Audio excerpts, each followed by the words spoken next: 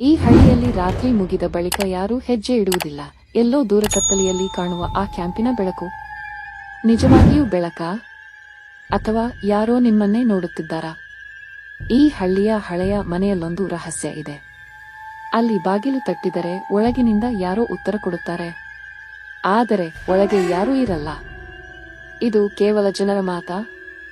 ಅಥವಾ ನಿಜವಾಗಿಯೂ ಭಯಾನಕ ಅಸ್ತಿತ್ವವಿದೆಯಾ? ಇಂದು ರಾತ್ರಿಯೇ ಈ ರಹಸ್ಯ ಬಯಲಾಗಲಿದೆ. ಸೂರ್ಯ ತೀವ್ರ ಕುತೂಹಲದಿಂದ ಆ ಗುಪ್ತ ದ್ವಾರವನ್ನು ದಾಟಿದನು. ದಾರಿಯೊಳಗೆ ಒಬ್ಬರೂ ಇರಲಿಲ್ಲ. ಆದರೆ ಆ ಸ್ಥಳವು ಭೂತಿಯ ಶೀತಳತೆಗೆ, ಒದ್ದೆಯ ಗಾಳಿ ಮತ್ತು ಅಜ್ಞಾತ ಶಬ್ದಗಳಿಗೆ ತಾಣವಾಗಿತ್ತು. ಗೋಡೆಯ ಮೇಲೆ ಒಂದು ಹಳೆಯ ಬರಹ ಹೋಲುವ ಗುರುತು ಕಣ್ಣಿಗೆ ಬಿತ್ತು. ನಾನು ಮರೆಯಲಾರದ ಒಪ್ಪಂದ.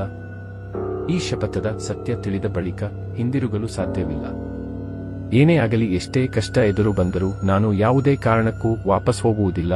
ಎಲ್ಲಾ ವಿಷಯ ತಿಳಿದುಕೊಂಡ ಮರಳುವೆ. ನಮ್ಮಿಂದ ತಪ್ಪಾಗಿದೆ ಅಂದ ಮೇಲೆ ನಾವೇ ಸರಿ ಮಾಡಬೇಕು. ವಿಶ್ವನಾಥ ತಕ್ಷಣ ಅದನ್ನು ನೋಡಿ, ನೀವು ಯಾವುದೋ ಭಯಾನಕ ಸತ್ಯದ ಹತ್ತಿರ ಹೋಗುತ್ತಿದ್ದೀರಿ. ಇದು ನಿಮ್ಮ ಹಳೆಯ ತಪ್ಪಿನ ಪರಿಣಾಮವಾಗಬಹುದು. ಏನಾದರೂ ಆಗಲಿ, ನಮ್ಮ ಊರಿನ ಕಡೆಗೆ ನಾವು ಹೋಗಬೇಕು. ಇದೆಲ್ಲ ನಮಗೆ ಬೇಡ. ಇಲ್ಲಿ ಏನೋ ಆಗೋಚ್ಚರ ಶಕ್ತಿ ಇದೆ ಅಂತ ನನ್ನ ಮನಸ್ಸಿಗೆ ಗೊತ್ತು. ಬನ್ನಿ ಹೋಗೋಣ. ನಾವು ಇದನ್ನು ಅರಿಯಲೇಬೇಕು. ನಾವು ಯಾವ ತಪ್ಪನ್ನು ಮಾಡಿದ್ದೇವೆ? ಇದು ನಮ್ಮ ಜೀವನಕ್ಕೆ ಹೇಗೆ ಸಂಬಂಧಿಸಿದೆ? ನನಗೆ ಇಲ್ಲಿ ಏನಾಗುತ್ತಿದೆ ಎಂಬುದು ಅರ್ಥವಾಗುತ್ತಿಲ್ಲ. ಇಲ್ಲಿ ಆಗುತ್ತಿರುವುದಕ್ಕೂ ನಮ್ಮ ಜೀವನದಲ್ಲಿ ನಡೆಯುತ್ತಿರುವ ಘಟನೆಗೂ ಏನು ಸಂಬಂಧ? ಸುಮ್ಮನೆ ಇದ್ದರೆ ಏನು ಪ್ರಯೋಜನ ಇಲ್ಲ. ಬನ್ನಿ ಹೋಗೋಣ. ಕಾಲ ಕಳೆಯೋದು ಬೇಡ. ಸೂರ್ಯ ತೀವ್ರ ಕುತೂಹಲದಿಂದ ಆ ಗೋಡೆಯನ್ನು ಮುಟ್ಟಿದ ತಕ್ಷಣ ಒಂದು ಭಾರೀ ಶಬ್ದದೊಂದಿಗೆ ಆ ಗೋಡೆ ಹಿಮ್ಮುಖವಾಗಿ ನುಗ್ಗಿತು.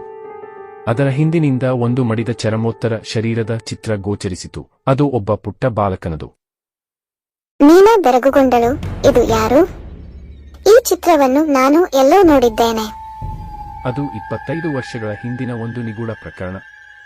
25 ವರ್ಷಗಳ ಹಿಂದೆ ಚಂದ್ರಾಪುರದ ಈ ಹಳೆಯ ಹಳ್ಳಿಯಲ್ಲಿ ಒಂದು ಮರಣಹೋಮ ನಡೆದಿತ್ತು. ಈ ದೈವಯಜ್ಞದಲ್ಲಿ ಒಬ್ಬ ಪುಟ್ಟ ಬಾಲಕನನ್ನು ಬಲಿಯನ್ನಾಗಿ ಅರ್ಪಿಸಲಾಗಿತ್ತು. ಈ ಬಾಲಕ ತಾವು ಮಾಡಿದ ಪಾಪಕ್ಕಾಗಿ ನಾನು ಮರೆಯಲಾರದ ಒಪ್ಪಂದ ಎಂದು ಈ ರಹಸ್ಯ ದ್ವಾರದಲ್ಲಿ ಶಪಥ ಬರೆದಿದ್ದನು.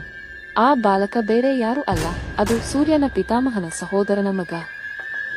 ಈ ಅಜ್ಞಾತ ಬಾಲಕನ ಆತ್ಮ ಇತ್ತೀಚಿನ ಬೆಳವಣಿಗೆಯಿಂದ ಮುಕ್ತವಾಗಲು ಹಾತೊರೆಯುತ್ತಿದೆ.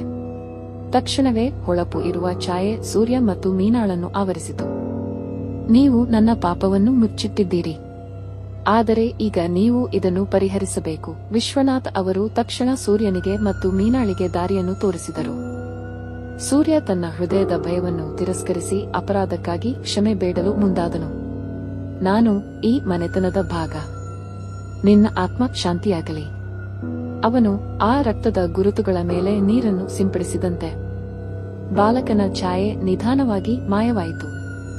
ಸೂರ್ಯ ಮತ್ತು ಮೀನಾ ಈಗ ತಮ್ಮ ಪಿತಾಮಹನ ಪಾಪದ ಶಾಪವನ್ನು ಪರಿಹರಿಸಿದ್ದಾರೆ. ದೇವಾಲಯವು ಈಗ ಶುದ್ಧತೆ ಮತ್ತು ಶಾಂತಿಯ ಸಾಂದ್ರತೆಯಾಗಿ ಮಾರ್ಪಟ್ಟಿತು. ಆದರೆ ಈ ಎಲ್ಲ ಘಟನೆಗಳು ಸೂರ್ಯನ ಜೀವನದಲ್ಲಿ ಇನ್ನೂ ದೊಡ್ಡ ಕುತೂಹಲವನ್ನು ಉಂಟುಮಾಡಿದ್ದವು. ನಾವು ಯಾವಾಗಲೂ ನಮ್ಮ ಭೂತಕಾಲದಿಂದ ತಪ್ಪಿಸಿಕೊಂಡು ಹೋಗಲಾಗಿದೆ. ನಾವು ಅದನ್ನು ಒಪ್ಪಿಕೊಳ್ಳಬೇಕು ಮತ್ತು ಅದರಿಂದ ಪಾಠ ಕಲಿಯಬೇಕು. ಸೂರ್ಯನ ಮನೆಯ ಕೋಣೆಯಲ್ಲಿ ಒಬ್ಬ ಹುಡುಗಿ ಹಳೆಯ ಪುಸ್ತಕಗಳನ್ನು ತಿದ್ದುತ್ತಿದ್ದಳು. ಆ ಪುಸ್ತಕದ ಒಳಗಡೆ ಹಳೆಯ ಒತ್ತಿ ಹಾಕಿದ ರಕ್ತದ ಗುರುತುಗಳು ಇವೆ. ಆ ಪುಸ್ತಕದ ಹಿಂದಿನ ಪುಟದಲ್ಲಿ ನಾನು ಮರೆಯಲಾರದ ಒಪ್ಪಂದ ಎಂಬ ಬರಹ ಮತ್ತೆ ಕಾಣಿಸುತ್ತದೆ.